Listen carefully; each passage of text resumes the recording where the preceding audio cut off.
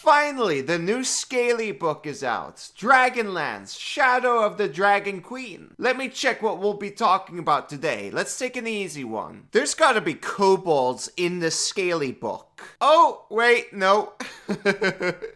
Kender, why are there gnomes in my Scaly book? Welcome to Pack Tactics, where we get gnomed even when we buy a book about dragons. I thought we had enough gnomes. We just got auto gnomes not too long ago. But no, apparently we need more. Anyways, Kender come from Kryn and were originally gnomes, but were transformed. I think they still count as gnomes though, so that means they suck. As you may have guessed, these fellas are small sized. Additionally, they are humanoid and have a movement speed of 30 feet.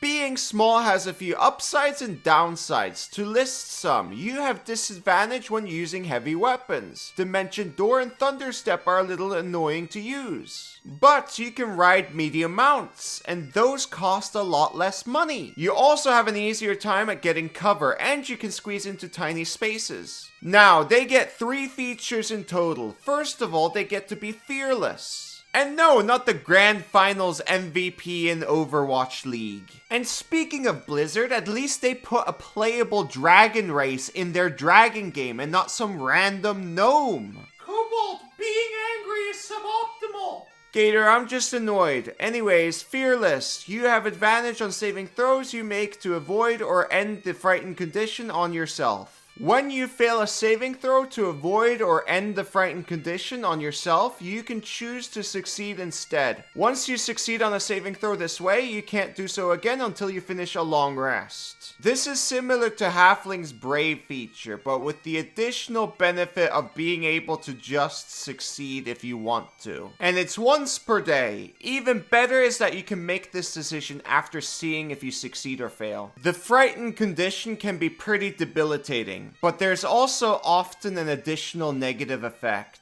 or a rider, together with the frightened condition in many monster features. That means fearless is pretty good overall. Next up, Kender Aptitude. You gain proficiency with one of the following skills of your choice: Insight, Investigation, Sleight of Hand, Stealth, or Survival. Golly, good thing they get this proficiency because of their mystical origin. Very magical and fantastical. Either way, Stealth is in this list, and some decent alternatives are Insight and Investigation. This is nothing special really, but it'll do. And finally, they get Taunt. As a bonus action, you can unleash a string of provoking words at a creature within 60 feet of yourself that can hear and understand you. The target must succeed on a wisdom saving throw, or it has disadvantage on attack rolls against targets other than you until the start of your next turn. And then you've got the DC stuff. Kobold, this is tank mechanics! Tank mechanics! Well, kind of. It is a taunt, sure. However, this doesn't really work too well on most people that want to be a tank.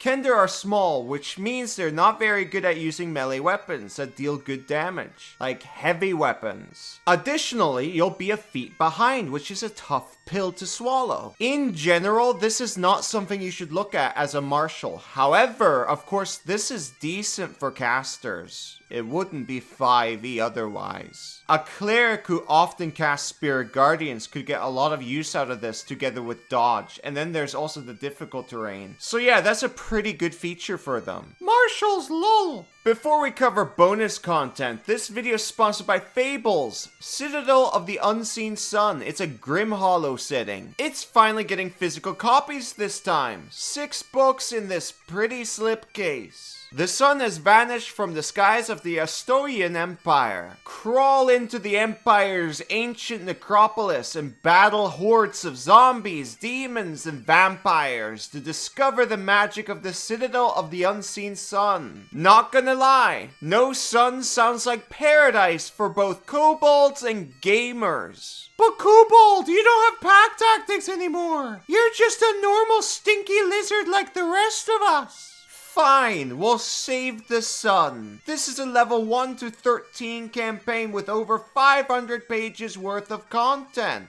This adventure will most likely last you a good 6 to 8 months. And lastly, this adventure has over 40 new monsters and a dozen new magic items. Check out Citadel of the Unseen Sun right now on Backer Kit. Today is November 29th, so you don't even have to wait. Waiting is suboptimal. Bonus content, by the way. I want to be nice to this gnome. Something that was in their first UA iteration but is now missing is Kender Ace. This was not a very powerful feature. While there was a valid reading that you could get a +3 dagger, for example, because it doesn't say non-magical item. It just says item, but that doesn't matter anymore. The point is, it allowed Kender to find, borrow, or create, or whatever, some small trinkets, and I found that kind of cool. Overall, Wizards of the Coast seems to have moved Kender away from their tendency to borrow things. And in process, that just made them boring in my opinion. I would prefer they kept this in some sort of way. But then again, why do I even care? It's a gnome, and I'm a kobold, so, you know. Anyways, we gotta end this. I would say this is a bit better than halflings, but they're gnomes. So my final rating is 0 out of 10.